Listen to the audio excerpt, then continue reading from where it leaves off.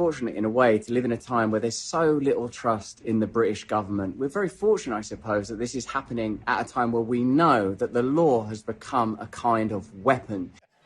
Look how sensitive and vulnerable he is. He must be gay. That's right. That means women feel safe around me. They trust me. Then bang, pregnant, bang, pregnant, bang, pregnant. What do you think that gesture means, the way you're touching that bottle? What does that indicate? What is that? What's the subtext of that? Are you in a bra designed by you now? No, but I'm wearing my knickers. Get him off. Come on! Everyone does it. Don't be afraid of your own sexuality. Do be a bit afraid of mine, though. But when I was young and single, before I had my wife and family, we're just out of shot over there, my beautiful children, I was a fool, man. All right, Liz, goodbye. Yeah, thank you. Well, it's been really a one-two six. How can I do your bra? Just like this.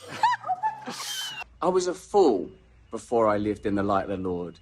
I was a drug addict, a sex addict, and an imbecile. But what I never was a...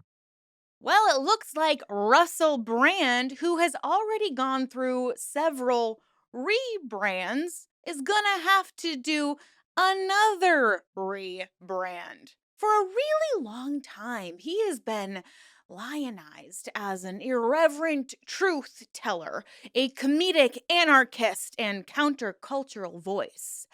But beneath the facade of flamboyant eloquence lies a darker, far more troubling persona. Brand's career has thrived not despite, but because of a persona built on transgression. Aggression cloaked as comedy, cruelty excused as charisma, and manipulation disguised as vulnerability. For years, he has leveraged public confessions to preempt accountability and wielded his fame to insulate himself from criticism. And if you do happen to criticism, well, he's gonna have something to say about that. So this is not a story of redemption. It's a story of how institutions, audiences, and even the media have enabled a man whose harmful behavior, particularly towards women, was hiding in plain sight. So without further ado, let's jump right in. Sit back, relax, and take a deep breath. It's time to let the fresh air in.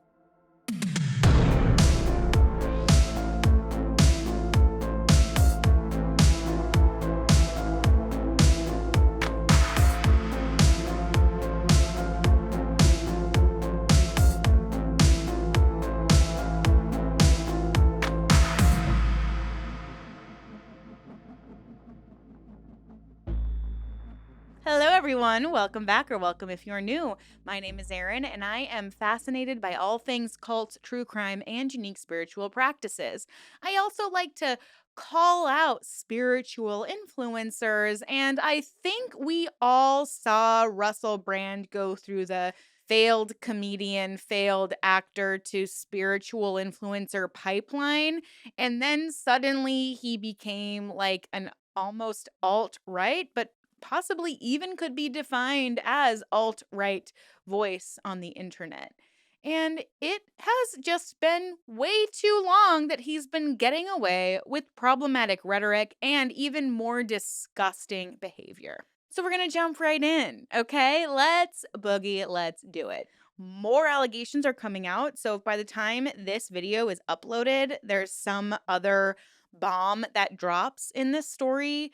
I will try to update y'all. Also, we are going to be talking about SA and other allegations that involve abuse towards particularly women. So if this is something you just cannot handle right now, totally fine to skip.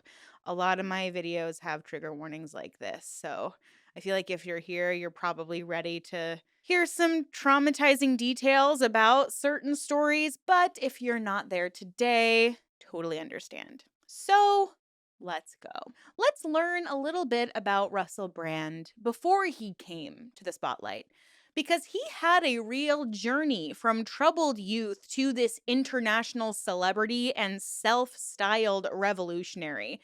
And this is not just about his own personal reinvention. It is a case study in the cultural costs of unchecked charisma. So he was born on June 4th, 1975, and as a Gemini myself, we do not claim him. And he was born in Brand was raised in a working class household by his mother, Barbara, after his parents separated when he was just 6 years old. As someone who was also raised by a single mother, we don't claim him either. Now, his mother Barbara's frequent hospitalizations due to cancer meant that Russell was often left in the care of others, creating this profound sense of abandonment that could potentially mark his early psychology. In later years, Brand would claim that he was essayed by a tutor at age 7 and developed during adolescence, which is very rare in young boys, but often symptomatic of deep emotional dislocation. By the age of 16, Brand had already experimented with. He entered the Italia Conti Academy of Theater Arts, but was expelled after a year due to substance abuse and other disciplinary issues. He then later attended the Drama Centre London, only to be removed once again for his erratic behavior. Classmates describe him being disruptive, narcissistic, and inappropriately. Even then, he seemed to understand that chaos drew attention, and that attention could be weaponized. By his early 20s, Brand was living in squats, performing stand up in dive bars, and fueling an intense heroin addiction. His behavior was reckless and dangerous, but it also became this performance in and of itself. In interviews and memoirs, he has often romanticized this period, casting himself as a Byronic anti-hero. But beneath this theatricality lay some deeply rooted patterns of manipulation, instability, and deflection. Brand's ascent in the London comedy circuit came not through refinement of craft, but through sheer audacity. And as someone who studied extensively in Chicago and did comedy for 6 years straight, I was a Second City girly.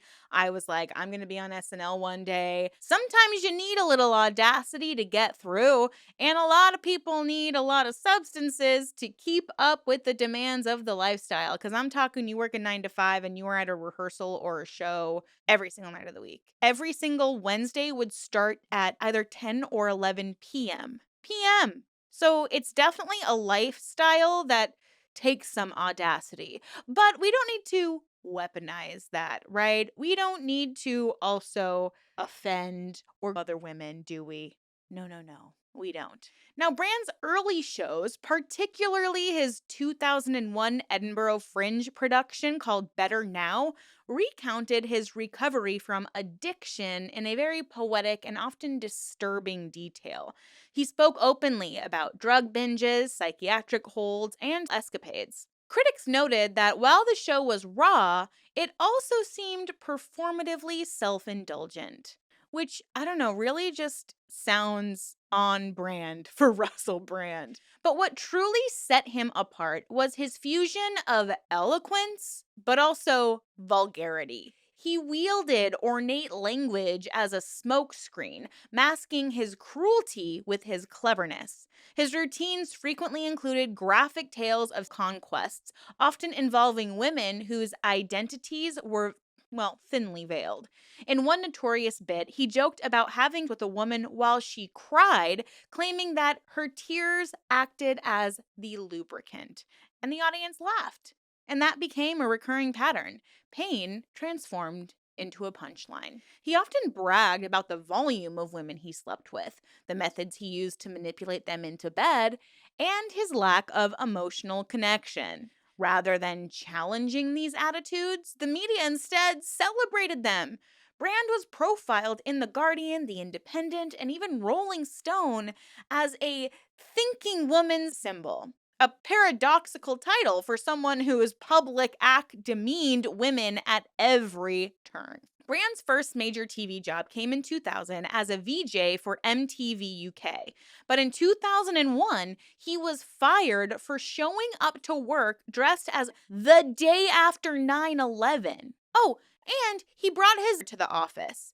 Now, this alone should have been a career-ending moment, but instead it just became part of his legend. producers across networks seemed eager to ignore red flags. Channel 4 soon gave him a late-night talk show, and in 2004, he was hired to host Big Brother's Big Mouth, where his on-screen energy became a massive selling point. Behind the scenes, however, production staff reportedly dealt with an increasingly erratic and aggressive man whose behavior was only tolerated because of good ratings. Because who needs integrity or safety in the workplace if the ratings are good? In 2006, the BBC gave Brand a radio show on Radio 2. He frequently made prank calls, used vulgar language, and discussed his escapades live on air. The turning point came in 2008 with Sasha's Gate, in which Brand and co-host Jonathan Ross left crude voicemails for actor Andrew Sachs describing Brand's relationship with Sachs' granddaughter, Georgina Bailey. Wow, sounds like great content. Over 40,000 complaints were filed. And Bailey, humiliated, later said that she suffered anxiety and long-term emotional damage due to this stunt. Brand resigned, but not before reframing the scandal as a media overreaction. Many British commentators played along, reducing the incident to, it was just a PR misstep. Nobody worry, we don't care if you're offended. All you... Sorry, I'll stop now. Let's get back to the story. Maybe this is why I didn't have a comedy career. I digress. It seemed that few asked why a national broadcaster had allowed such behavior to go unchecked for so long. Now, my fellow Americans will probably recognize him as really only from this and maybe one other movie.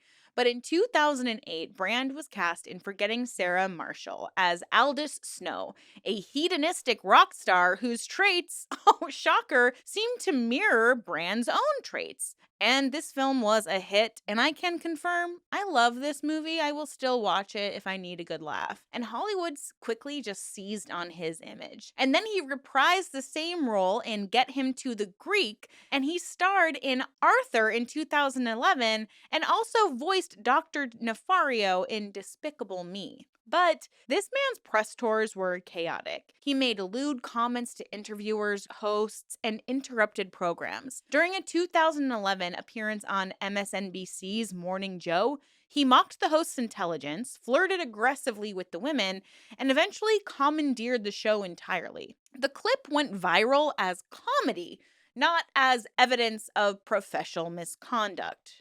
Like, why was he not embarrassed? At the 2008 VMAs, Brand ridiculed the Jonas Brothers for wearing purity rings, targeting teenage boys over their religious beliefs. Though the incident drew criticism, MTV invited him back the following year. Nobody really seemed to care. And what I find really interesting about Brand's brand at the time is if you've made a career talking about how you're sober and you're no longer a hoodlum maniac, why are you judging other people for the promises they're making to really themselves in their own lives? Doesn't really make sense to me. Wouldn't you be like, yay, good, don't be like me. I don't even know how many STDs I've had over the years. I do not know if he's had any STDs. That was just a joke, okay? Now, what did Hollywood think of all of this? Well, Hollywood and the media executives viewed these transgressions not as liabilities, no, but marketable chaos. Behind the scenes, however, a different narrative was brewing. According to later reports, multiple women alleged Brand used his fame to coerce them into unwanted situations. His wild man image allowed him to operate without scrutiny.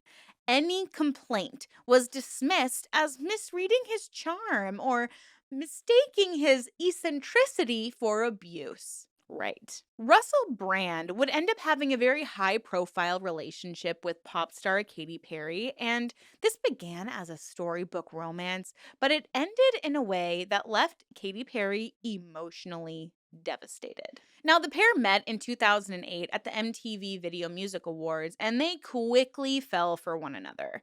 In October 2010, they married in a lavish ceremony in India, with Brand arriving on an elephant.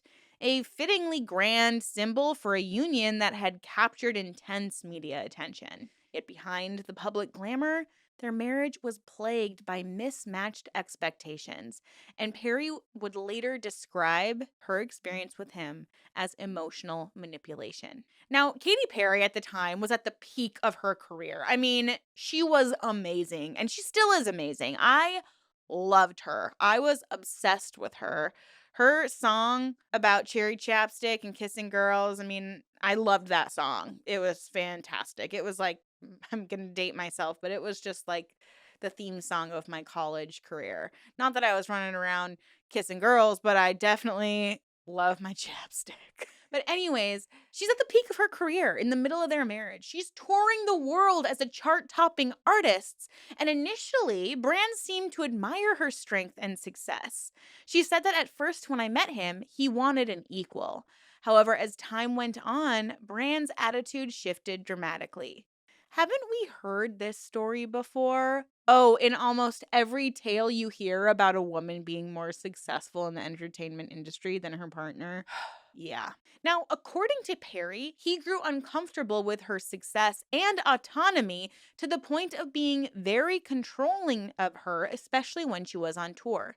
He allegedly couldn't handle the equalness of their partnership and resented the, quote, atmosphere of me being the boss on tour, as Katy Perry. And apparently resented this atmosphere of Katy being the boss on tour. And this is according to Katy Perry. I think she has every right to be the boss of her own world tour, but maybe that's just me, a meek, young woman. Not so young, but you get it. So these remarks were made in a 2013 Vogue interview, and they reveal how Brand's need for dominance really strained the relationship and hurt Perry deeply. He was like the first alpha male, if alpha males were greasy and like Temu versions of Captain Jack Sparrow.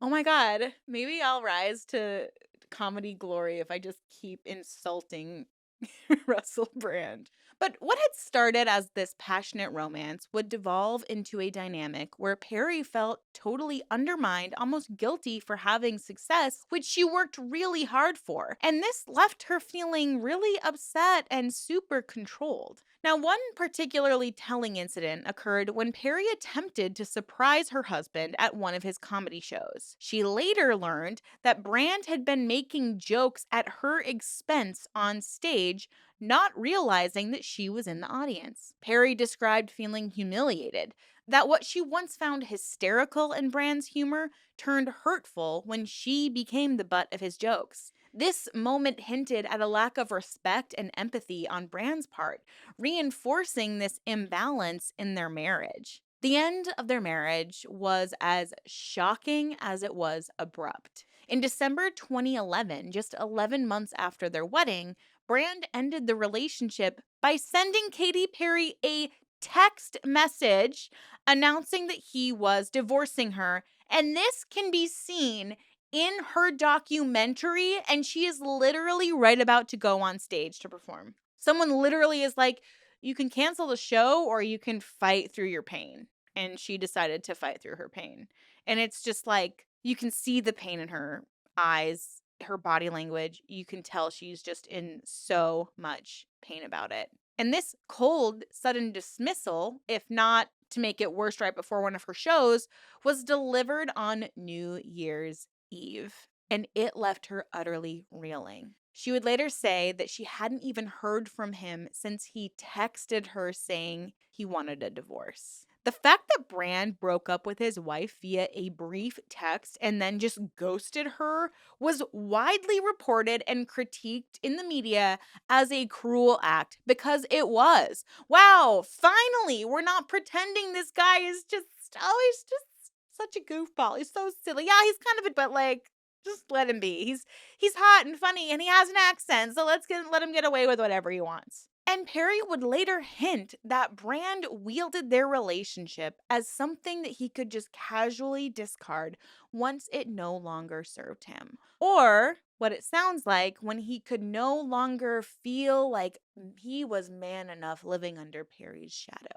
In interviews following the divorce, Perry grappled with feelings of guilt and betrayal. She said she felt a lot of responsibility for it ending. But then she found out the real truth, which she wouldn't disclose because she said she kept it locked in her safe for a rainy day. Pretty cryptic words that she spoke in 2013, and they suggest that Perry discovered something about Brand, maybe a very serious transgression, that ended up shifting her perspective on him. Now, media coverage of their split was intense and very voyeuristic. The tabloid press played up the contrast between Brand's brash bad boy persona and Katy Perry's candy-colored pop princess image. In the immediate aftermath, headlines speculated about what went wrong.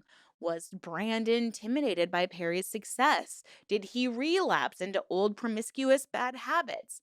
The narrative of him being unable to handle the equalness of a powerful woman became the focal point. Perry herself confirmed that it was very controlling, which was upsetting. And this was a statement that the media widely reported as a glimpse into Brand's manipulative side. Meanwhile, Brand largely stayed quiet publicly about the specifics, aside from occasional flippant remarks in some of his stand up routines. And this allowed him, for a time, to avoid any real serious scrutiny. In 2013, when asked about the marriage on stage, Brand acknowledged Perry as being an amazing person, but referred to that period of his life as chaotic and himself as a little disconnected, which is a very vague self justification that totally glossed over his role in causing that chaos. Looking back, we kind of realize that this short lived marriage kind of stands as this cautionary tale about how a very charismatic and bubbly couple can actually have a secret life where the man is exercising subtle cruelty and control behind closed doors. Perry's brave admissions about feeling controlled and hurt, combined with the cold manner of the divorce, paint Brand as a partner who sought to dominate, and when challenged, he just abandoned. The media spectacle of their breakup, from the infamous text message to Perry's tearful resilience on film, not only humanized Perry in the public eye, but also seemed to foreshadow patterns of behavior and abuse allegations that would emerge about Brand in later years. For Perry, reclaiming her narrative meant recognizing that Russell Brand's failings were his own. As she poignantly once stated, once she learned the truth, she accepted that this is not because of me, so she's moved on from that. It was a hard-won realization that signaled the end of an emotional ordeal, one where the pop superstar had been just as much of a victim of Brand's ego and insecurity as any adoring fan he ever charmed on stage. After his Hollywood and comedy peak and rapid decline, Russell Brand reinvented himself in the early to mid 2010s as a self-styled political activist and social critic, shedding, at least outwardly, the skin of this body Lothario. He now spoke the language of the revolution, inequality, and, of course, spiritual awakening. Central to his rebranding was a flurry of high-profile interviews, a best-selling book, and an online platform, all of which blurred the line between genuine activism and self-promotion. Brand's leap into politics and social commentary earned him both praise and sharp criticism for its contradictions. And let me tell you, there were many. One watershed moment in Brand's activist turn was his October 2013 appearance on BBC's Newsnight with Jeremy Paxman. In that infamous interview, Brand passionately denounced the political status quo and urged people not to vote, calling for a revolution of the system. He confessed that he had never voted in his life out of disdain for a rigged system, and spoke about wealth inequality and environmental crisis with evangelical fervor. Yeah, it's really, really easy for a rich white man to feel like he doesn't have to vote because the system is rigged anyways. Yeah, okay. Tell that to every marginalized group that's seeing the repercussions of other people's votes. Now, this performance on BBC electrified many young fans who had been disillusioned with establishment politics. And suddenly, the prankster who once made headlines for obscene jokes was being hailed as the voice of the discontented masses. Give me a break. And luckily, other skeptics noted a very deep irony. As one reviewer quipped, Brand was in some ways the voice of the discontented wealthy. Here was a man made rich and famous by the very system he condemned, now positioning himself as a spokesman for the downtrodden. Brand would double down on his new persona by guest editing an issue of The New Statesman and authoring a 2014 book plainly titled Revolution. The book expanded on his critiques of capitalism, media, and government, mixing somewhat insightful observations with comedic digressions and spiritual musings. It became a bestseller, but not without attracting derision. Traditional political commentators and fellow comedians alike accused Brand of hypocrisy and also naivete. In The Observer, columnist Nick Cohen disparaged Brand as the voice of the discontented wealthy, suggesting that his privileged status undercut his credibility as a revolutionary. Others pointed out how Brand's calls for radical change sat uneasily alongside his indulgences. He preached against consumerism while enjoying a celebrity lifestyle, and lambasted corporate greed while remaining very much a beneficiary of the entertainment corporate machine. Critics also noted that Brand's revolution was heavy on the theatrics and light on concrete solutions. His proposals were very vague and were kind of tended towards a utopia of sorts. For instance, Brand advocated for vaguely spiritual collectivist principles and urged people to find meaning beyond materialism, which, while heartfelt, left many unconvinced that he had a real roadmap for real change. Meanwhile, media outlets feasted on the spectacle of a former addicted comedian opinioning on wealth distribution. But some coverage was positive, crediting Brand for galvanizing apathetic young people to discuss politics. Other coverage was scathing. The Telegraph called out the hypocrisy of Brand, arguing that his true addiction was not or fame, but power, the power of influence and ego. They pointed out that he's climbed the Hollywood ladder while railing against the capitalist elite. All he is after is whatever serves his ego and his wallet. Such critiques suggested that Brand's activism was less about the public good and more about maintaining his own relevance. Yeah, sounds about right. One platform where Brand's activist voice truly flourished was, you guessed it, on YouTube, with the launch of his channel and web series, The Trues, a portmanteau of true news. Starting in 2014, Brand released hundreds of episodes of The Trues, offering his hot takes on current events, media bias, and global affairs. The show, delivered in Brand's manic, verbose style, gained a substantial following. And in these videos, Brand styled himself as a truth teller, fighting a deceitful establishment, peppering genuine critiques of corporate media with jokey asides. Topics ranged widely from UK austerity policies and climate change to celebrity gossip used as distractions. Brand often hit valid points about inequality and propaganda, but then he also veered into simplistic populism. His commentary could be sweeping and lacking nuance, reflecting his outsider's mix of insight and misunderstanding. But nevertheless, to an audience frustrated with polished politicians and journalists, Brand's raw, unfiltered monologues felt kind of fresh and inspiring. Yet, even as he played the role of social critic, Brand could not escape charges of self-interest. Contradictions abounded. He famously urged people not to vote, arguing that voting only legitimized a broken system, but then, plot twist, just days before the 2015 UK general election, he endorsed the Labour Party. After an extensive on-camera interview with Labour leader Ed Miliband, Brand appealed to fans that perhaps they should vote after all, if they voted for Miliband, seemingly recognizing that pure abstentionism might not bring change. This U-turn was mocked by many as evidence that Brand's political stance was scattershot and self-serving.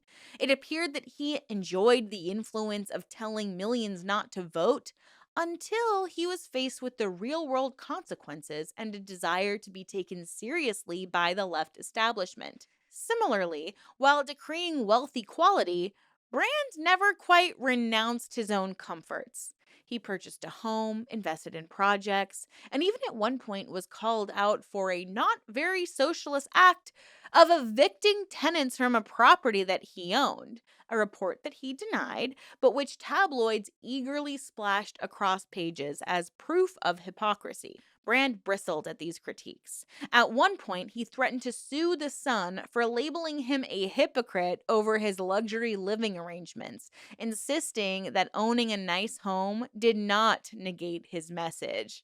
And I'm sorry, if your net worth is in the multi-millions, I don't really know if you can, talk or speak for the middle class. But they say that leap from middle class to upper class is like getting broader. So maybe if your net worth is a million, you could still be considered middle class, especially with how the economy is going. But I digress. Now, over time, Brand's activist image took another turn, morphing into something of a wellness guru and conspiracy skeptic, especially during the C-19 pandemic. By the late 2010s, after a period of semi-retirement from the spotlight, he reemerged online in a mix of yoga and meditation-infused spirituality and anti-establishment commentary. He'd become an advocate for recovering addicts, drawing from his own journey of sobriety, and spoke about mindfulness and personal awakening. This could have been a benign evolution, but as global turmoil hit in 2020, Brand's content drifted into more troubling territory. He started questioning mainstream narratives on public health and geopolitics in a way that aligned with more conspiratorial thinking. For example, during the pandemic, Brand repeatedly suggested that governments and the pharmaceutical industry were colluding to exaggerate the C-19 crisis for profit and control. In one video, he cynically asked, if the response to the pandemic was about saving lives, why did nothing happen until it affected the stock market? Which, yeah, one might ask why. But doesn't that speak more to a system being broken? And it was these leading questions that implied a sinister motive without outright stating any falsehood became a hallmark of his videos. Brand's YouTube channel saw a sharp spike in popularity as he tapped into the vein of mistrust. The longer the pandemic went on, the more his views hardened. He rallied against vaccine mandates, floated the idea that mainstream media was hiding the truth, and courted an audience that distrusted experts. By 2021/2022, Brand was fully ensconced in the world of online free thinkers, even as it overlapped with far-right and anti-science communities. He would host guests like Jordan Peterson, ew, or praise figures like Tucker Carlson, ew, claiming that even the former Fox News anchor had become an anti-establishment figure now, in the same space as we do in independent media. Brand's content increasingly featured topics like the Great Reset, alleged media cover-ups, the war in Ukraine, even casting Ukraine's president as a pawn of Western interests, and other hot-button conspiracy-laced themes. He took to calling his viewers awakening wonders, positioning himself as a leader guiding people to hidden truths. Yet, careful to avoid outright misinformation charges, Brand's videos often stopped short of stating false claims unequivocally. Instead, he would pose just asking questions style monologues. This strategy allowed him to speculate wildly about conspiracies while retaining plausible deniability. Critics observed that Brand's approach, casting doubt, hinting at cover-ups, but rarely ever stating facts that could actually be debunked, was kind of a savvy way to build a large following among the disenchanted without getting banned from platforms for spreading blatant falsehoods. However, even that careful line didn't fully protect him. In September 2022, YouTube actually took action against Brand for C19 misinformation, removing one of his videos for violating their policies. Brand responded with characteristic defiance. He accused YouTube of censorship and promptly announced a move to Rumble, an alternative video platform that promises more free speech with minimal content moderation. On his main YouTube channel, that has over 6 million subscribers, by the way, Brand began posting only short previews, urging fans to follow him over to Rumble for the full-length episodes. He said, "Being on YouTube, we have to be cautious in what we say," he told his audience. He painted himself as a truth teller hounded by big tech. This narrative of Russell Brand versus the censors only further fueled his self-image as a martyr of free speech.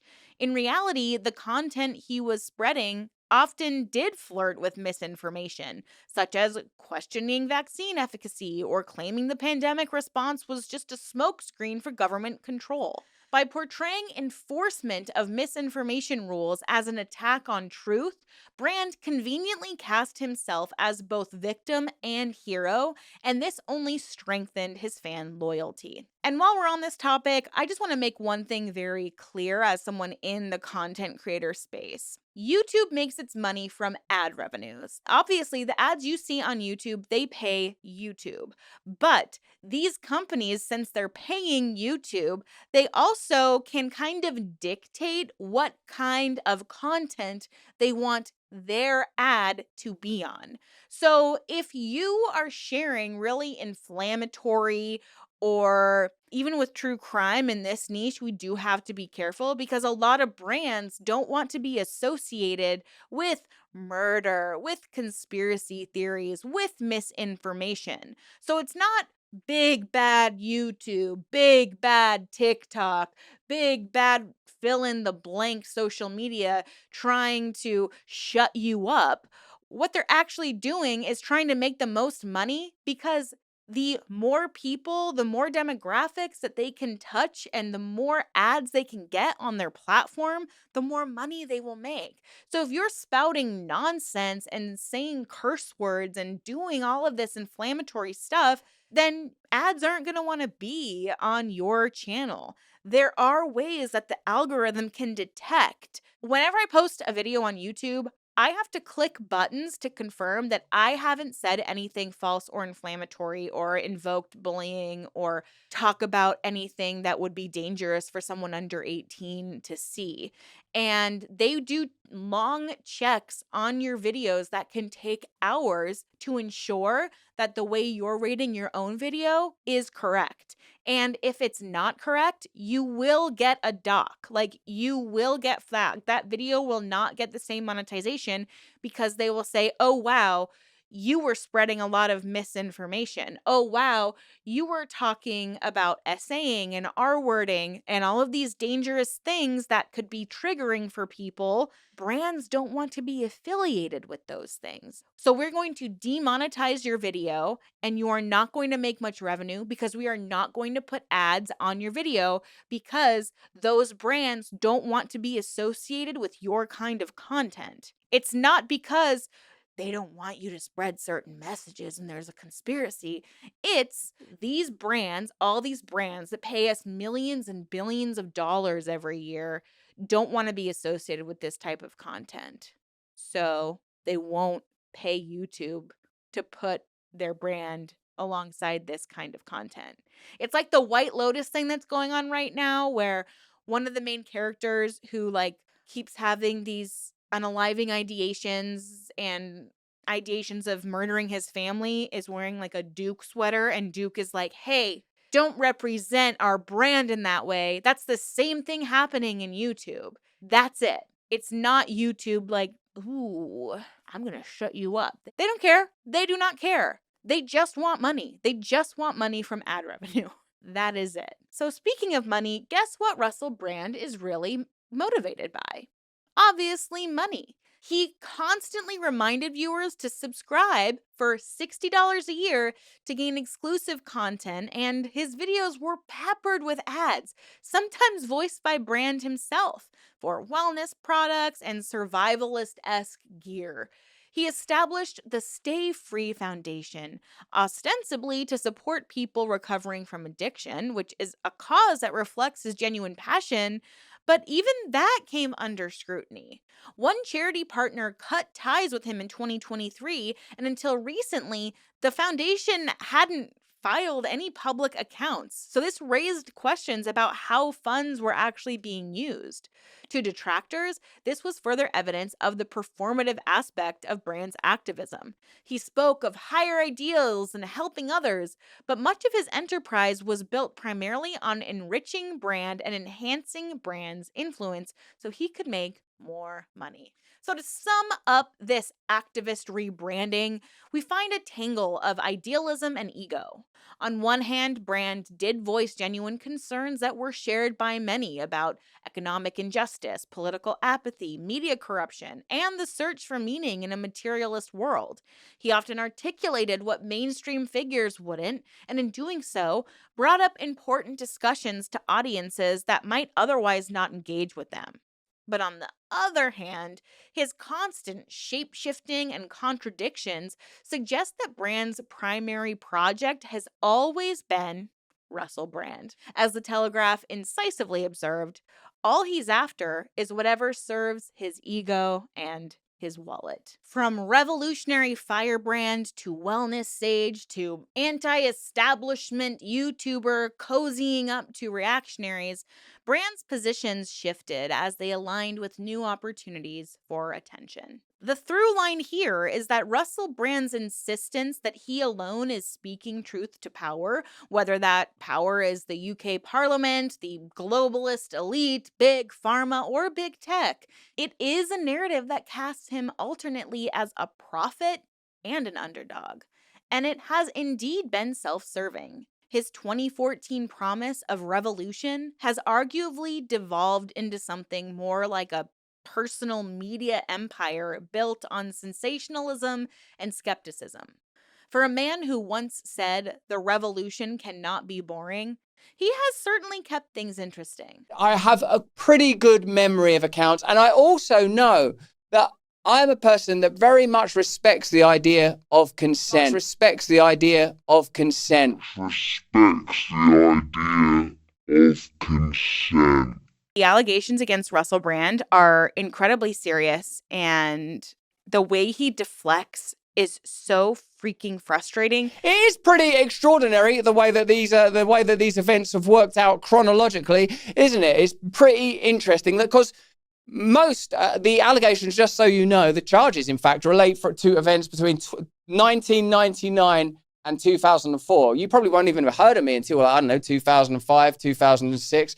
You know, so it means that when you heard of me, these things are already alleged to have taken place. So all the time that I was married to Katy Perry, all the time that the Me Too movement was happening, all the time remember when I was talking openly about the coronavirus and the corruption during the coronavirus era and how the media lied to us and shamed us and tried to control us, how companies like Pfizer and Moderna made record profits, how the UK inquiry into COVID was tepid, how people like Anthony Fauci ought to be regarded as criminals, how we have to have an open debate about the causes of war, whether they're the Middle Eastern wars or wars between Russia and Ukraine. It's interesting to me that once I was on the radar of the deep state and many of their affiliates within media, because the media and the government are not separate entities. The media and the institutions of power are not separate entities. But there is time and evidently resources to look at alleged incidents, in my case, 20 years ago, 25 years ago. So we're going to jump in. But before I do jump in, just to protect myself legally, I do want to say this is all alleged. I'm sharing a lot of my opinion, and all of my findings are based off of publicly available information. So if you want to do your own research and come to your own conclusions, please do so. I will be roasting Russell Brand a little bit, so there is going to be some jokes in here. So just know I'm not saying anything is fact, just in case. Russell Brand's team wants to come after me, which I highly doubt I would even be on his radar at this point, but you know what I mean. Now, before we jump in, I did do a part 1 discussing Russell Brand and his history and his rise to fame and his fall to like conspiracy theorist on YouTube. You can click right here if you want to see the first video. But if you're just here about the allegations, this is the video for you. But grab a snack.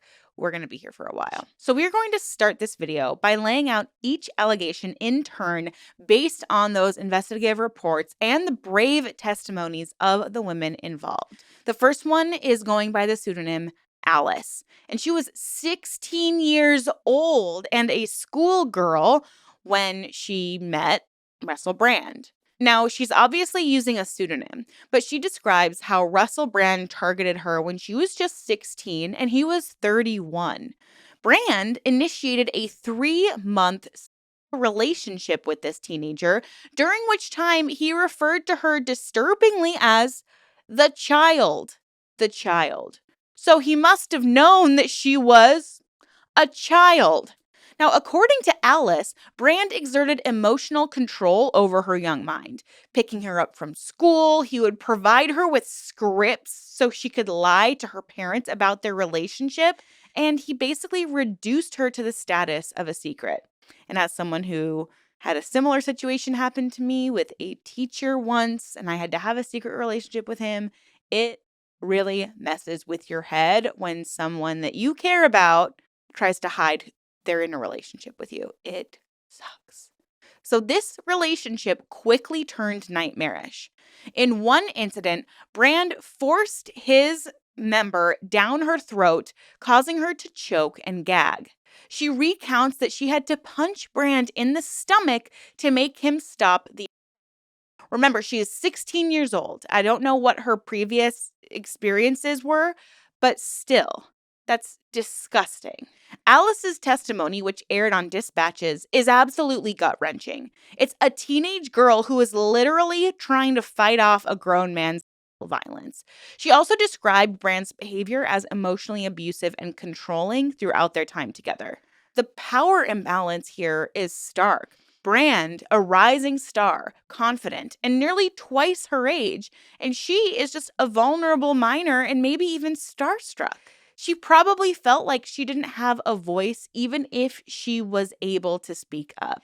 Alice reached out to Brand's literary agent, Tavistock Wood, detailing her allegations and seeking an apology. But instead of concern, she was met with lawyers and denials. At the time, Brand's team categorically and vehemently denied her claims and implied that she was just seeking money. Now, after the 2023 expose, the same agency ended up cutting ties with Brand. So they decided that they were going to say they were horribly misled by him.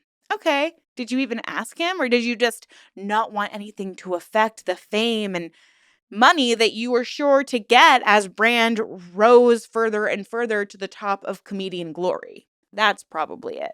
He was preying on a teenager. He used his fame and charisma to manipulate and abuse her while simultaneously scaring her into silence. Another woman, referred to in reports as Nadia, alleges that Russell Brand R-worded her against a wall in his Los Angeles home on July 1st, 2012. Now, this happened when Brand was at the zenith of his career. He had recently starred in Hollywood films and was widely recognized. Nadia says that after a consensual meetup went violently wrong, she sought treatment at an R-word crisis center the very same day. Medical records and communications corroborate her account. The Sunday Times reported that Nadia sent Brand a text afterwards saying that she had been terrified by him and felt that he had taken advantage of her, pointedly reminding him, when a girl says no, it means no. And Brand's response via text was very telling. He apologized, writing that he was very sorry. This apology, while it's not like an explicit confession, strongly suggests that he knew he had violated her consent and was also very violent with her. Nadia chose not to file a police report at the time, fearing that Brand's celebrity status and power would thwart any justice. She explained that as a foreigner in Los Angeles, confronting a famous actor, She felt intimidated and unsafe pursuing any charges. Her silence was born of the all too common worry that no one would believe her over a star, or worse, that she would face retaliation. It was only years later, speaking to journalists in the context of a much broader investigation, that Nadia's account finally came to light. The inclusion of her story in the 2023 report, backed by evidence of the R-word crisis visit and text messages, has been one of the most chilling revelations. It depicts Brand not as a misunderstood flirt who's just maybe a little too touchy-feely, lol, but as someone who is capable of outright violent R-word and immediate remorse, though notably, he never made that apology public until it was unearthed by reporters, but he still maintains his innocence. Okay, dude. Now, a third woman described an incident of SA by Brand while she was working with him in Los Angeles. Though details on this particular case are less publicly extensive, what has been reported is that Brand SA'd her in a context related to their work. He was presumably the star of a movie, and she was in some subordinate role. In the aftermath, Brand allegedly threatened her with legal action if she ever told anybody about what happened. This intimidation tactic, effectively leveraging his resources and influence to silence an accuser, demonstrates a conscious awareness of his wrongdoing and a willingness to bully victims into secrecy. It points to an environment in which Brand felt like he was totally untouchable. He was able to rely on high-powered lawyers or his own clout to keep abuses under wraps. The woman did not speak publicly under her own name, but her allegation was vetted by the journalists through witnesses or evidence that was not detailed in the article. The notion that Brand's response to a victim was not empathy or denial, but a threat to sue her if she talked, kind of shows that this is an alleged pattern of covering up his misconduct through fear. Now, in the mid-2000s, a fourth woman recounted being SA'd by Brand and subjected to physical and emotional abuse during their relationship.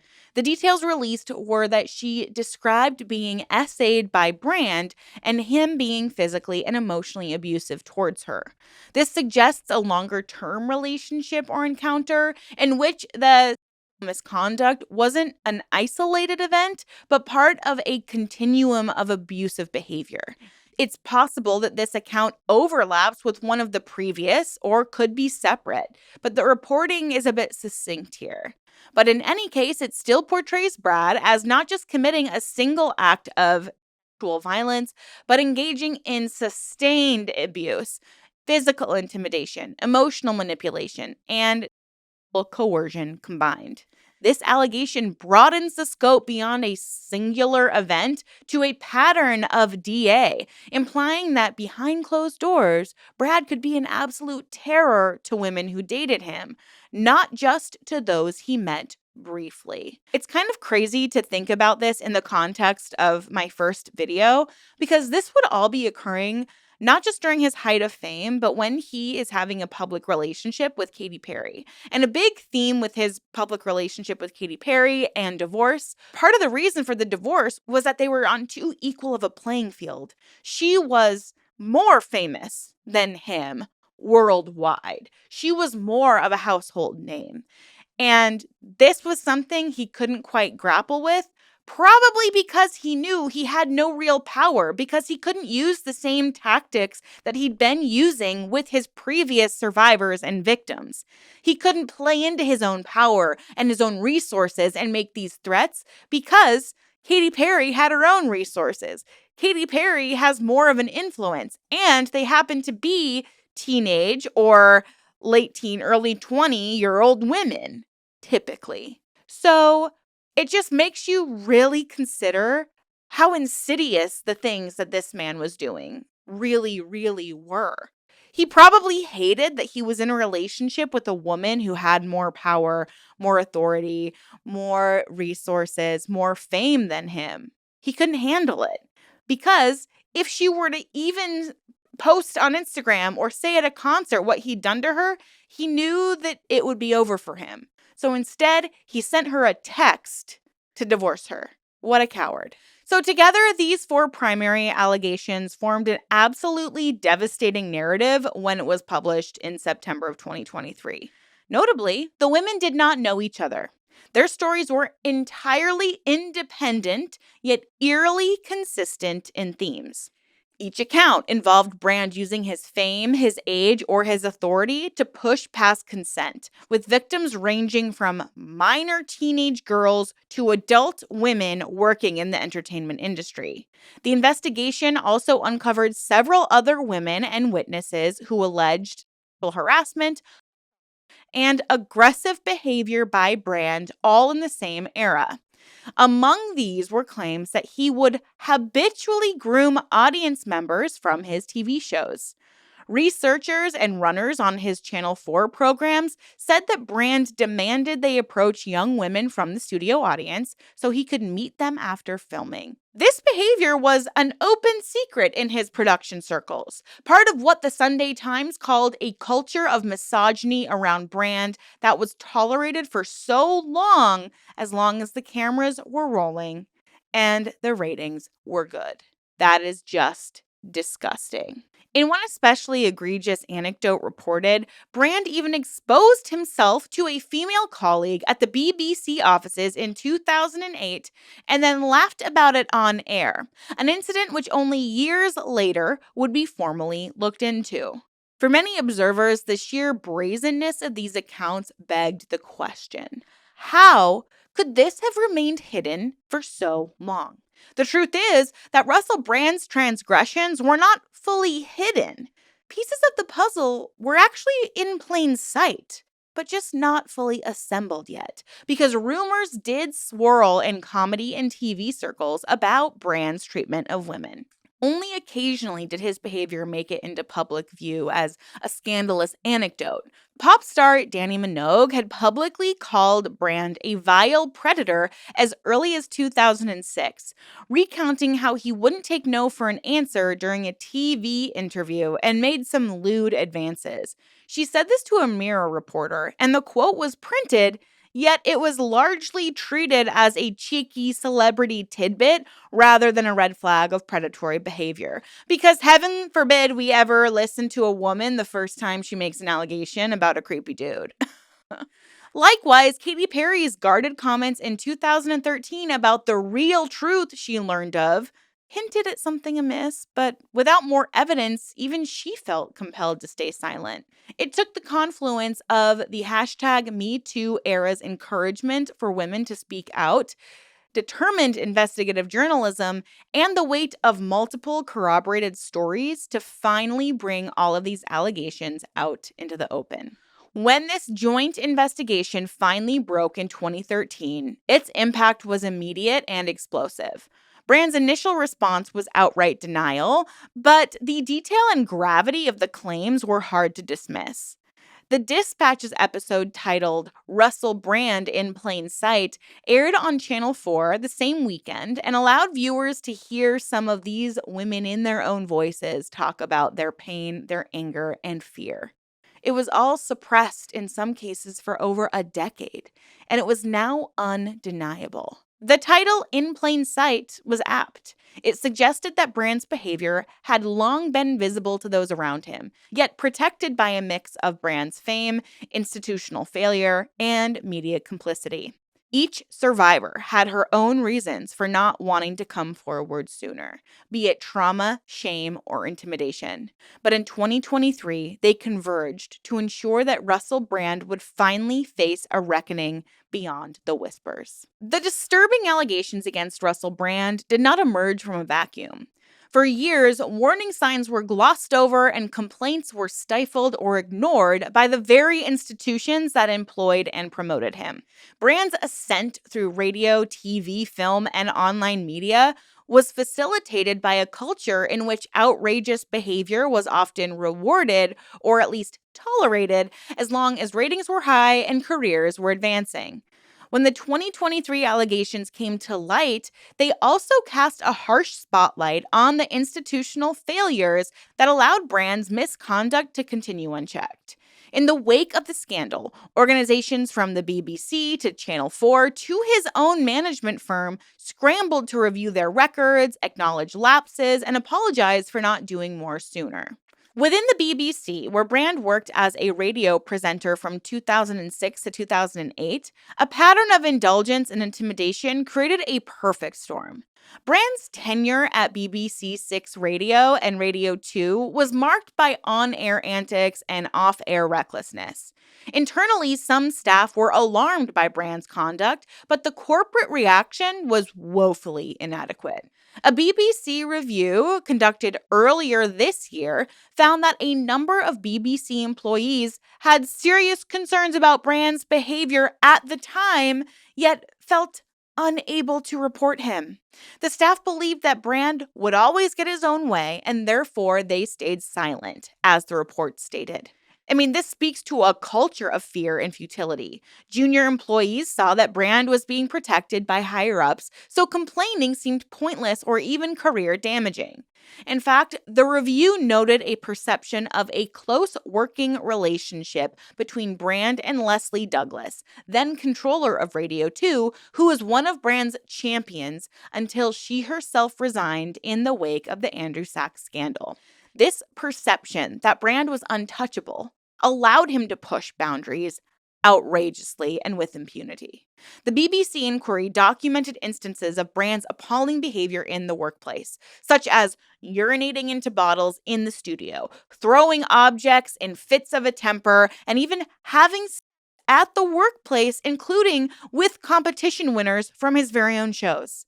There were also allegations of Brand exposing himself in the studio to staff and even guests. These were not minor transgressions by any employee. They were a public broadcaster's representative. And yet, apart from the eventual public scandal over his obscene prank calls in 2008, these behaviors were never formally reported or even disciplined at the time. Nobody could say, hey man, reel it in a little bit, reel it in. It wasn't until after the 2023 revelations the BBC fully acknowledged these failings. In January of 2025, the BBC Director General apologized to those who felt unable to raise concerns and admitted that management failings and lax oversight had enabled Brand's misconduct. This isn't something you can just brush under the rug, though. It's not. The corporation conceded that normal procedures and duty of care were not followed. Essentially, Brand's star power bought him immunity. The BBC's mea culpa included a stark line, quote, "A number of individuals had concerns about Russell Brand's behavior, which they felt unable to raise then," unquote. Maybe create an environment that doesn't put a single person on such a pedestal that people aren't feeling open enough or vulnerable enough or safe enough to come forward when something is literally threatening their well-being. Luckily, the BBC does own that it created an environment where Brand's misbehavior was an open secret, but people believed nothing would be done if they spoke up. It was an institutional failure, and it allowed Brand to continue accruing victims and offenses during and even after his BBC stint. Channel 4 and its production partners also have had to reckon with their role. Brand's early TV career in the mid-2000s was intertwined with Channel 4, where he hosted shows like Big Brother's Big Mouth. An internal investigation launched by Banijay UK, the company that now owns Endemol, which produced those shows, concluded that in 2024 that concerns about Brand's behavior were raised by staff back then, but never properly escalated or adequately addressed. Why? Because they were women bringing stuff up? Is that why? They were just like audience members that he preyed on after his shows. Give me a break. These findings that were released by an independent law firm noted that no formal complaints were documented at the time, but that multiple team members had informally voiced unease.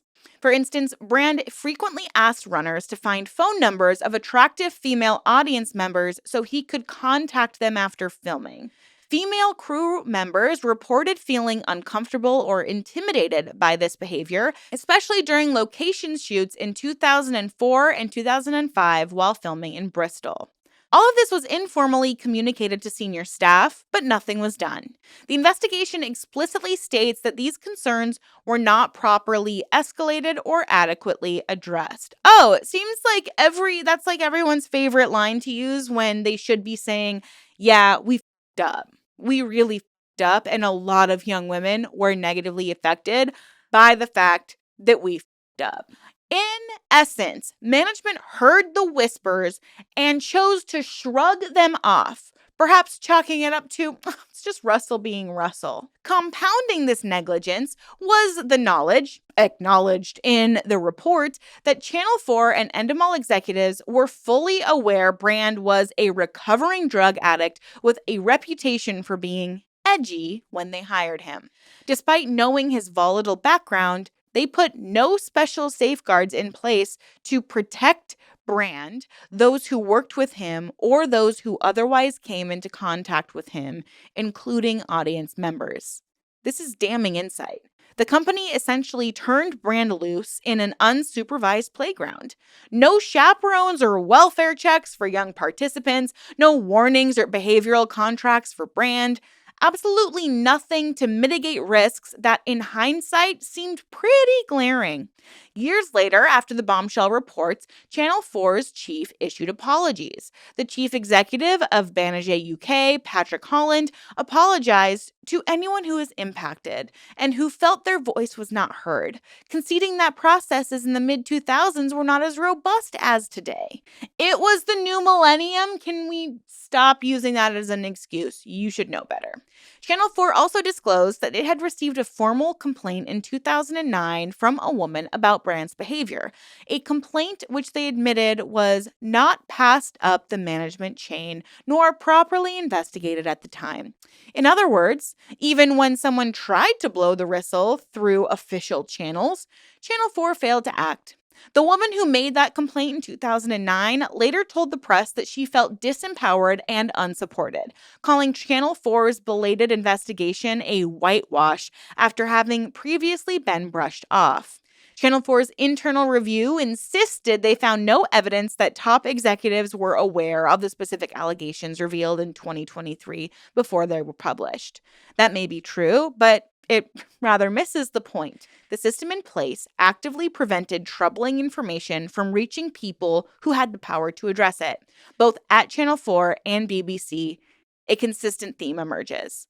Complaints would die on the vine, whether due to gatekeepers who protected Brand or due to victims and coworkers self-censoring out of fear. And so ironic that these were two of the major players that conducted the 2023 co-investigation. It's like they were like, oh shoot, these things are coming out. We need to get ahead of it. Let's make a documentary about all of the abuses these women have experienced, and we totally failed them. And then we'll just issue an apology later. Like, thank you for bringing these to light, but like, what are you doing now to change it? You can't really take full accountability if you're not going to give us a blueprint on how you're going to change things. Now, another key player in all this was Brand's own management. Tavistock Wood, the talent agent that represented Russell Brand, played a role in shielding him, wittingly or unwittingly. As mentioned earlier, when the woman known as Alice contacted Brand's then agent in 2020 detailing the abuse, the agent initially fought back on Brand's behalf. She was met with lawyers and denials, implying that she was trying to extort money, and then no apology was given. It appears that the agency chose to believe their lucrative client's version over that of an unknown woman. Only after the 2023 media investigation did Tavistock Wood finally change his tune. They announced they had terminated all ties with Brand and stated, "We now believe that we were horribly misled by him." This volte-face suggests that Brand was vehemently lying to his own representatives about the incident and most likely others, and they accepted his denials at face value, but only until confronted with evidence to the contrary. The The agency's failure in 2020 was a microcosm of the larger problem. Those in power defaulted to protecting the famous man, not the vulnerable woman. By doing so, they helped Brand avoid accountability for a few more years, during which time he continued to grow his platform and allegedly could have harmed other women. The media ecosystem in which Brand thrived also warrants critique as an enabler. Tabloids and TV shows in the 2000s often reveled in Brand's devil-may-care antics. He was entertainingly outrageous, a guaranteed headline or viral moment. This gave him a wide berth to act out. Even when he crossed lines like the Socksgate scandal, where he and Jonathan Ross left lewd messages on an elderly actor's voicemail, the consequences were temporary. But Brand did resign from the BBC over that in 2008 and faced public anger. But within a short time, he was back on stage, writing books and hosting big award shows. The speed of his rehabilitation was startling, and it sent a message.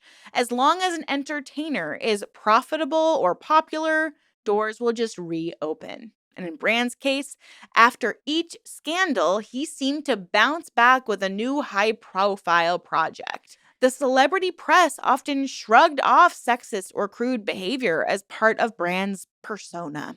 By laughing along or failing to investigate further, the media at large helped preserve his cheeky bad boy image, which in turn dissuaded any deeper scrutiny. Only much later did more serious journalism by the Times and Dispatches break that cycle. In retrospect, it's clear that Brand's fame enabled repeating harm by creating a protective bubble around him. Institutions that should have safeguarded staff and the audience, BBC, Channel 4, production companies, instead prioritized Brand's talent and profitability over safety of the very audience who made him that wealthy. Complaints weren't elevated, known issues weren't documented, basic workplace rules were bent. One striking quote from the Banerjee investigation was that there were no safeguards even though everyone knew Brand was edgy, a polite way of saying, we hired a known wild card and we just hoped for the best. In the entertainment industry of that era, this wasn't really unusual for the time. It was a time when stars like Jimmy Savile, an earlier generation, or others had been given free rein with horrifying results that only came out years later. The BBC and Channel 4 in 2023 explicitly linked their new investigations to lessons learned from past scandals. The reactions in 2023 from these institutions, once the allegations were public, underscore how seriously they now take what they once dismissed. And thank God. That collective failure meant Brand was shielded from consequences until 2023, by which time the damage had been done to numerous lives. The lesson from these institutional failures is a sobering one for the media industry. When a charismatic figure is given a pass on basic ethical and professional standards, it creates fertile ground for abuse. The duty of care was lacking towards young fans, junior employees, and others who crossed paths with Brand.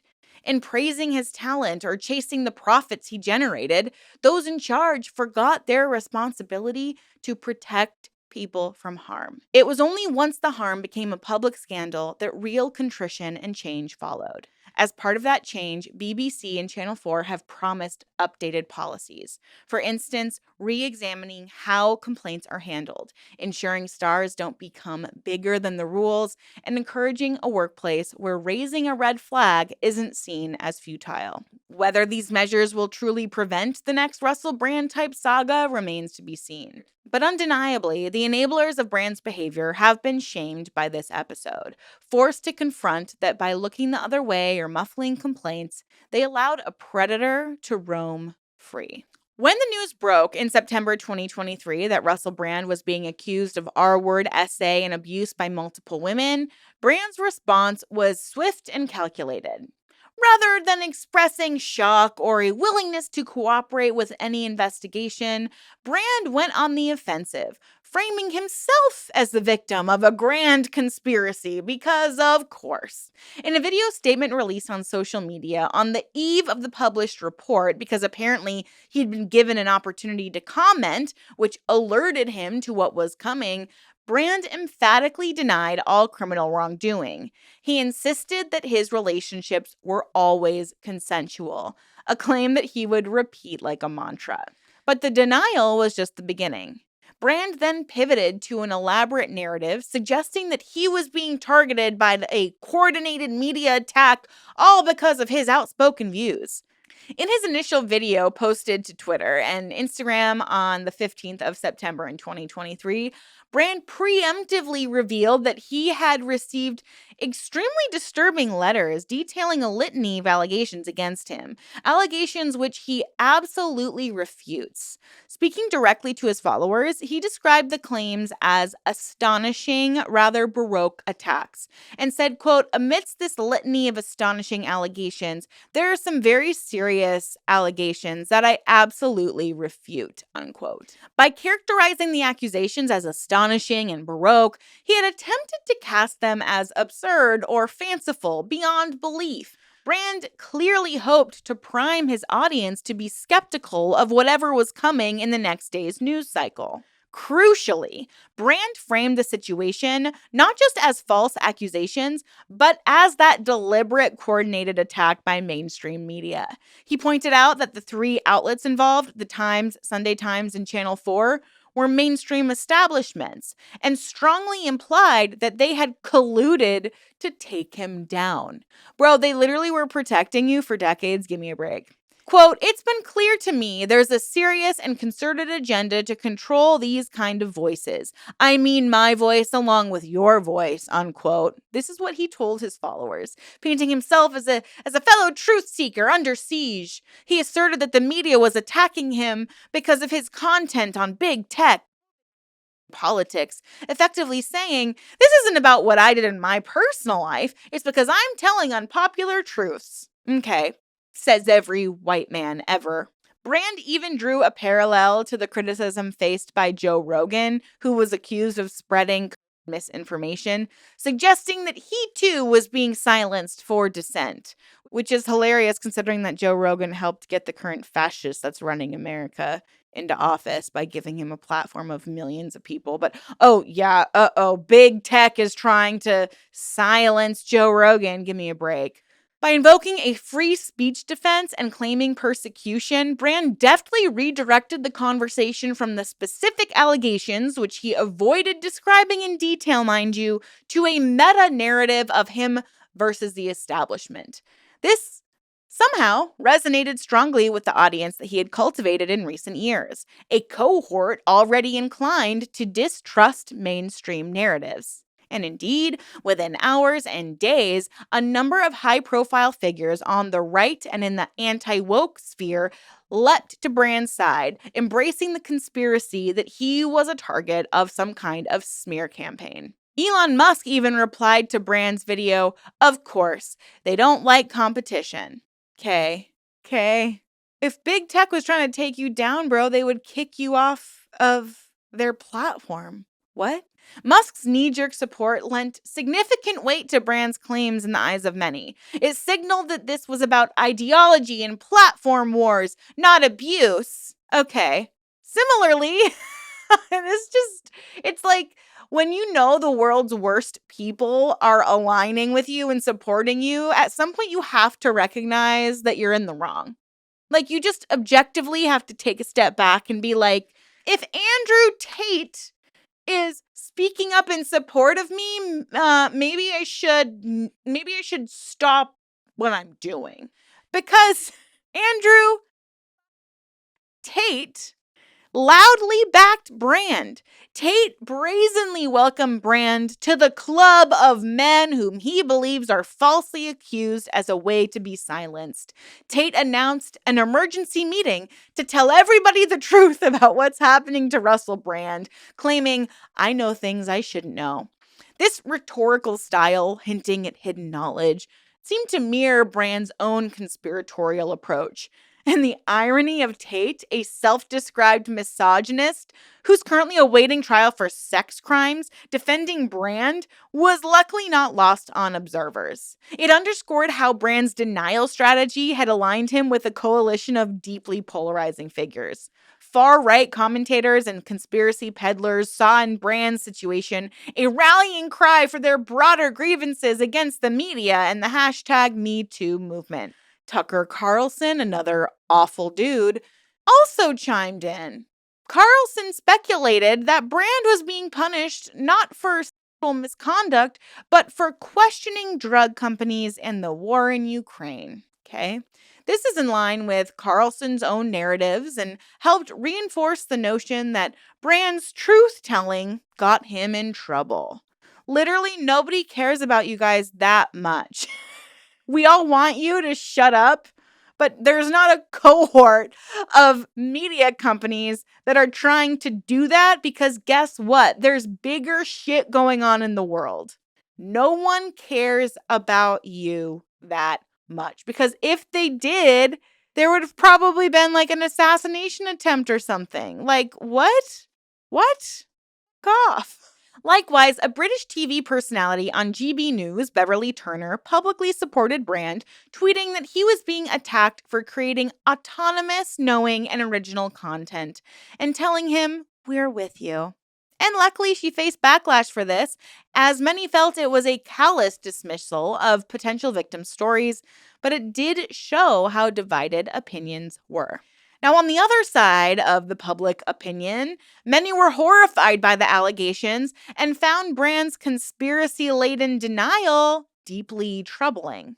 Prominent voices in media and social advocacy noted that Brand's response followed a textbook playbook of accused abusers: deny, attack the accuser or messenger, and invert victimhood. By claiming that he is the one under attack, Brand offered no acknowledgement of the pain described by the women and no indication that he would participate in an independent inquiry or legal process to clear his name. In fact, Brand's tone was combative, not contrite in the least, and this struck some as incongruous. If he were truly innocent, wouldn't he welcome an investigation to exonerate him rather than immediately scream conspiracy? His approach seemed tailored more to maintain his fan base than to address the allegations seriously. And that fan base did indeed rally. When Brand performed a scheduled stand-up comedy gig in London the day after the news broke, he was met with a standing ovation from a sold-out crowd of 2,000 devotees. Some fans outside told reporters they believed that this was a witch hunt against him. During the set, Brand alluded to the situation by joking that there were things he couldn't talk about, prompting laughter and cheers. It was a jarring scene.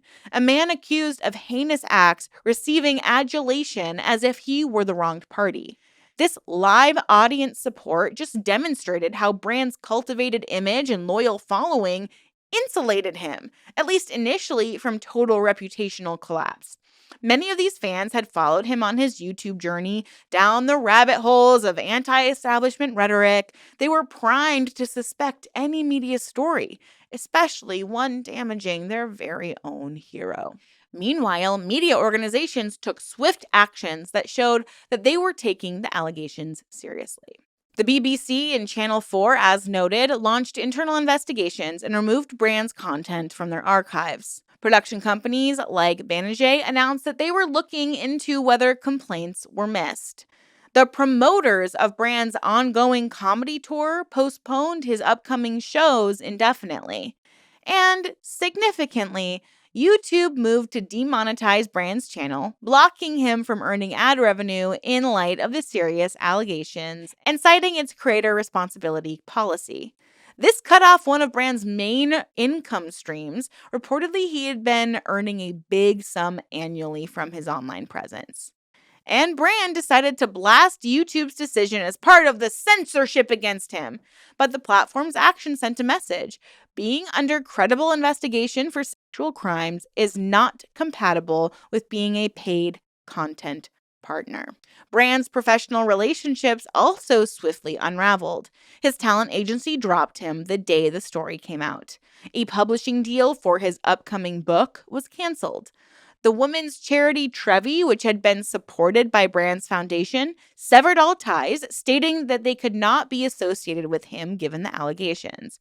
These rapid endorsements of the accuser's credibility by institutions stood in stark contrast to the unwavering support from Brand's most ardent fans and allies. In effect, two courts of public opinion formed. One, compromising media, corporate partners, and much of the general public, found the allegations credible and responded with distancing and dismay.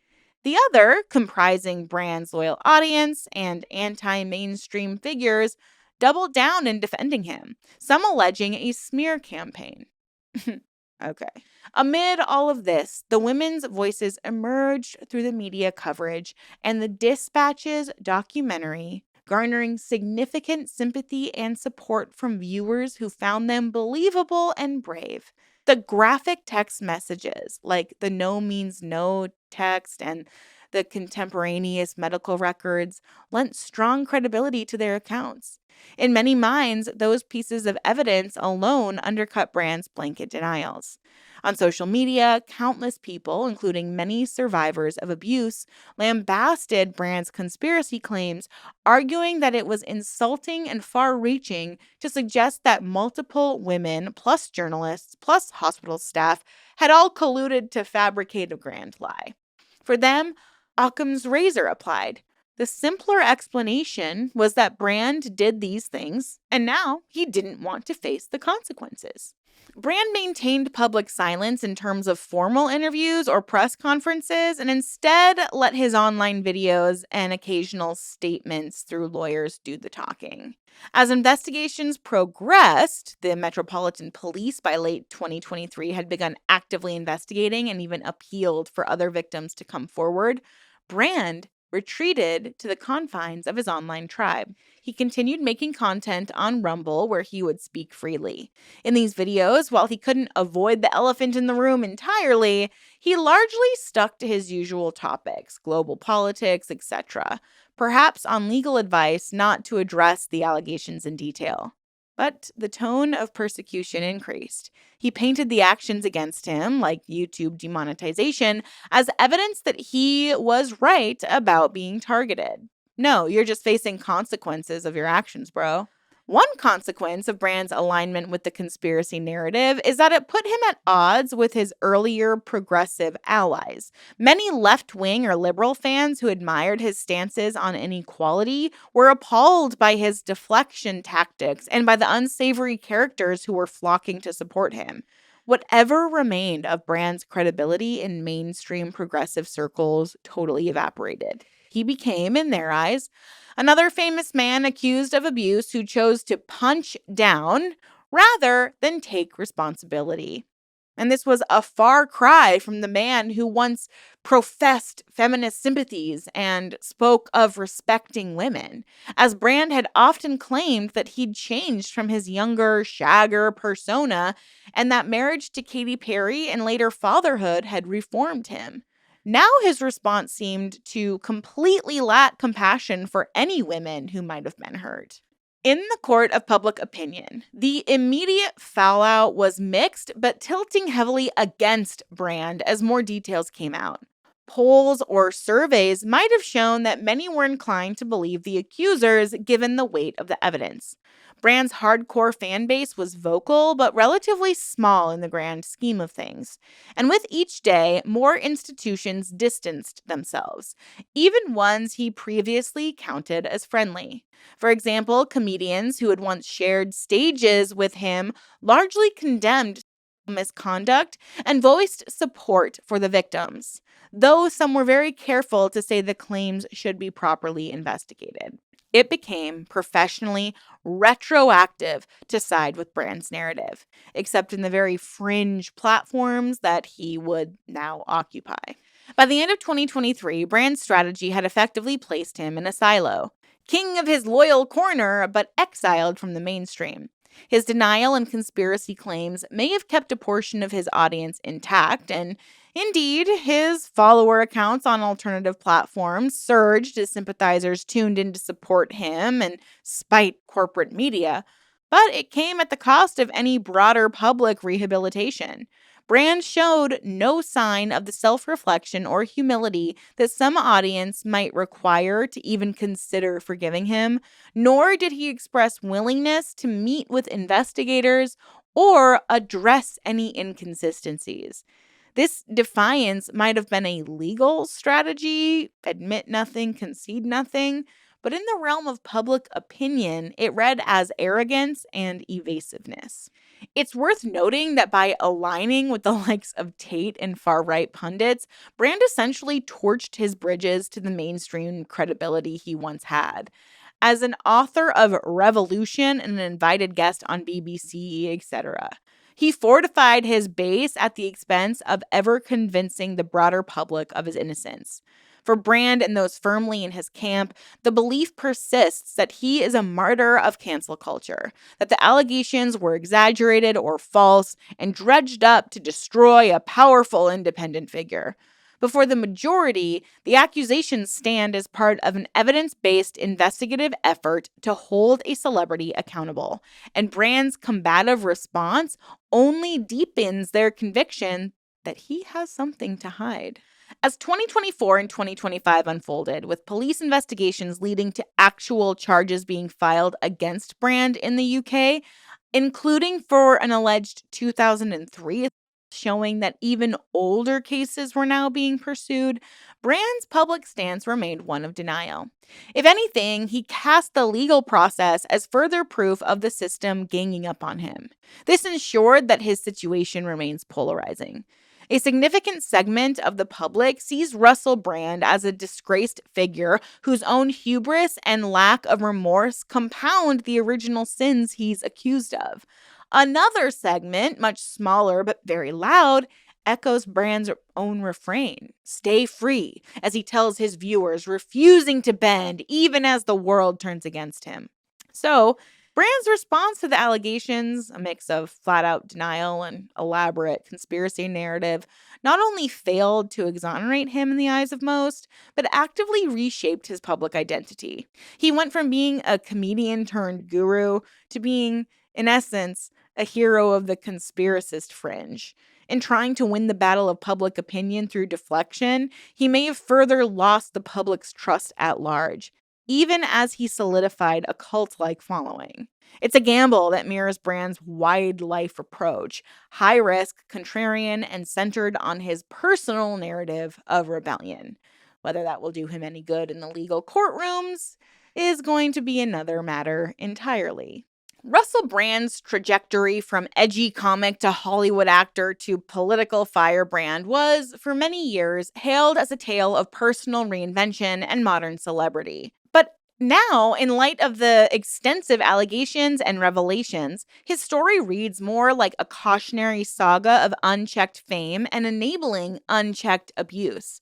Brand's broader legacy is still unfolding. As of 2025, investigations are ongoing and charges have been pressed, but certain themes are painfully clear. His fame and charisma provided cover for reprehensible behavior. The institutions and media that should have scrutinized him instead often facilitated his impulses. And his case speaks volumes about a media culture that simultaneously lionizes bold personalities and fails to hold them accountable until it's far too late. One stark aspect of Brand's legacy is the trail of individuals who were hurt along the way. The women who have come forward, and likely others who have not, carry the trauma of what Brand allegedly did to them. Their lives were derailed or shadowed by these experiences, even as Brand's life carried on seemingly untouched. Imagine the 16-year-old Alice, now an adult, watching her abuser continue to garner applause and wealth for over a decade while her own truth ignored. Or Nadia, who suffered a violent at his hands and could only scream into the void while seeing Brand joking on late-night talk shows soon afterward. Or staffers who endured humiliation or harassment as the price of working on a hit show. These human stories of victimization and silence are part of an indelible part of Brand's legacy. No amount of comedy specials or book sales can erase the harm that was done. And in the end, this may be what Russell Brand is most remembered for. Not the laughs he elicited, not the tirades against capitalism, but the people he exploited under the cloak of his celebrity. Brand's fall from grace, dramatic as it is, also reflects systemic failures beyond one man. It forces a reckoning with how the entertainment industry and media treat celebrity transgressions as if they're no big deal or there's no way they could be real. In the 2000s and early 2010s, Brand was often described as outrageous, provocative, naughty, euphemisms that totally downplayed behavior that in hindsight was genuinely harmful or at least foreshadowed harm. The appetite for scandal and the clickbait of his antics meant that he was given leeway. The press benefited from his wild quotes and didn't press too hard on investigating rumors of assault. Television executives saw the ratings and downplayed staff complaints. Brand himself seemed to believe he was invincible, bragging in memoirs and interviews about sexcapades and mischief as if there would never be any consequences. This culture of indulgence is hardly unique to Brand. It echoes the patterns in other high-profile abuse cases, from Harvey Weinstein's tyrannical reign in Hollywood to the BBC's own Jimmy Savile, who hid monstrous crimes in plain sight. In each, the person's value to the industry, be it box office success, TV ratings, or public goodwill, created a shield of impunity. Brand's case is a modern iteration. He wasn't as powerful as Weinstein, but he was culturally ubiquitous enough that many enabled him, excused him, or simply didn't want to know. Media culture has started to change, or at least one can hope. The fact that journalists pursued the Brand investigation for years does indicate a shift. These weren't tabloids looking for a quick hit, but reputable papers investing time and resources to uncover truth and give voice to the victims. The Me Too movement undoubtedly paved the way here, educating the public about patterns of abuse and the importance of listening to survivors. By 2023, the environment was much more receptive to believing women who spoke out against a beloved or at least well-known man. Brand himself recognized this change in environment, hence his immediate pivot to claiming he was a casualty of some agenda, trying to rally the counter Me Too skepticism among his base. But overall, unlike cases in decades past, Brand did not receive a united front of support from his peers or the press. That is a sign that perhaps we are learning. Celebrities should not be getting a jail out of free card for abuse, or anyone for that matter. Nevertheless, the Brand saga reveals the limitations and ongoing challenges of media culture. Even with all that we know, it still took this long to bring allegations forward, indicating survivors feared they wouldn't be believed. It also shows how easily the narrative can be twisted. Brand effectively turned a segment of public opinion against the media instead of himself, playing into growing distrust. In an age of social media echo chambers, a celebrity like Russell Brand can curate his own reality, whether it's via YouTube or Rumble, and convince thousands that black is white and that he's the prey, not the predator. This is a concerning development. The same tools that empower whistleblowers and victims to share their story can be wielded by abusers to undermine those stories with disinformation. Media culture must contend with this dueling dynamic. The truth in Brand's case had to fight not just Brand's personal denials, but an entire counter-narrative fueled by digital platforms and influential figures sympathetic to Brand's anti-mainstream positioning. In terms of comedy and pop culture, Brand's downfall is also symbolic of a much larger turning point. The 2000s cultivated several shock jock type figures who, in the cold light of the 2020s, are being reassessed. What was once laughed off as laddish behavior or envelope-pushing comedy is now being recognized as, at times, abuse or harassment dressed up as entertainment. Brand on air asking a teenager to expose herself as a prank, him kissing guests without consent, him pranking a grandfather with obscene comments about his granddaughter. These were all incidents that aired publicly. People chuckled or gasped, but largely moved on. Now they're harder to dismiss as innocent. The culture is realizing that where there's smoke, there's fire. Or as the Channel 4 documentary title suggested, the awful truth was often right before our eyes. Brand's legacy, therefore, forces uncomfortable reflections. Why do we as audiences sometimes enable the very behaviors we later condemn? Are we complicit when we idolize bad boys and laugh at jokes that demean others? Brand's fame was in part built on being scandalous. That was his selling point. In retrospect, one might ask, was society giving tacit approval of his mistreatment of women as long as it was packaged in humor and tied up with a cute bow? It's a hard question because it implicates not just the industry, but the audience too. The hope is that with greater awareness, future entertainers won't get the same free pass on harmful behaviors, and audiences won't be so quick to celebrate it.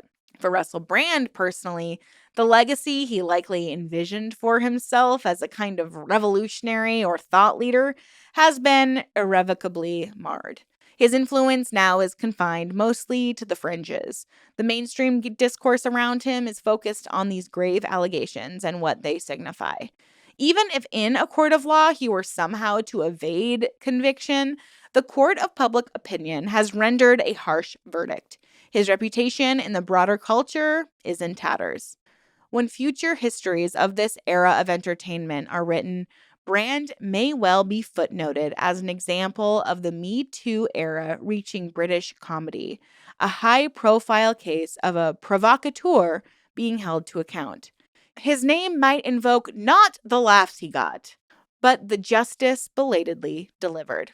Ultimately, this is a story of the power imbalance and impunity that long plagued media industries. It shines a light on how someone can weaponize charm, intellect, and fame to victimize others, and how society's institutions can fail those victims by placing celebrities on pedestals. But it's also a story of a cultural shift, since those very institutions are turning around to investigate, to apologize, and seek accountability.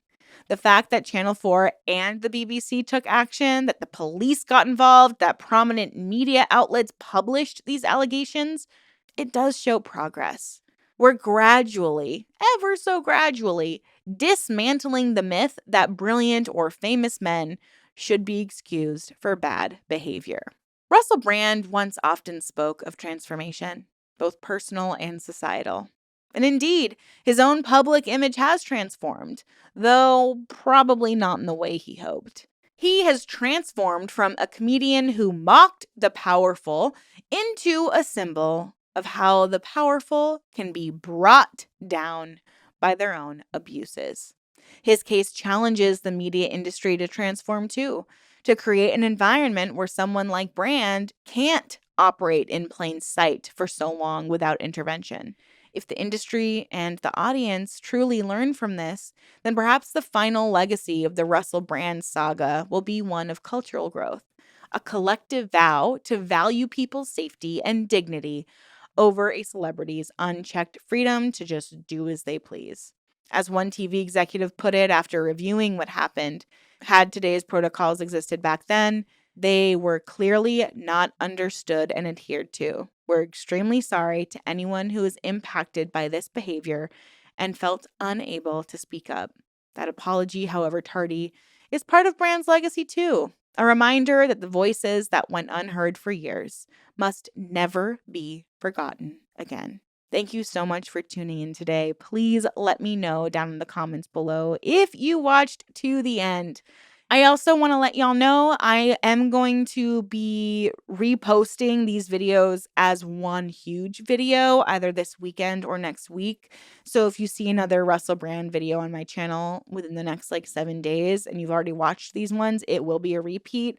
I just thought it could be a good idea to kind of put the two in one long episode for any viewers that actually do prefer to have a long episode to listen to while they're road tripping or at the gym or cleaning or whatever it may be. But please, please listen to survivors.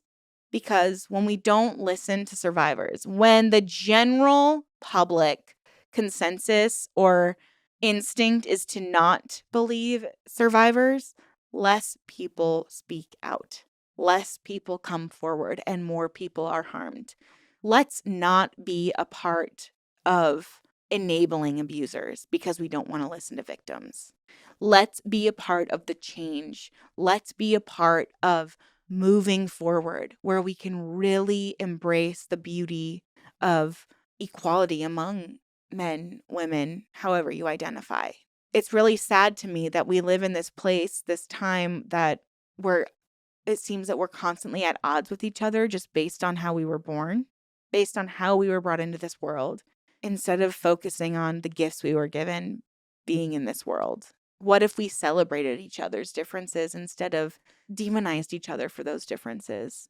So don't let a bias that you have against a person who thinks differently than you, looks differently than you, acts differently than you, diminish what they're saying.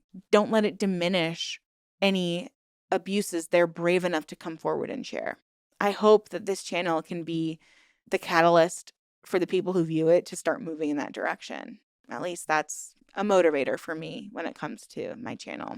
But thank you guys so much for being here. I really, really appreciate your time, and I hope you're having a really good rest of your week.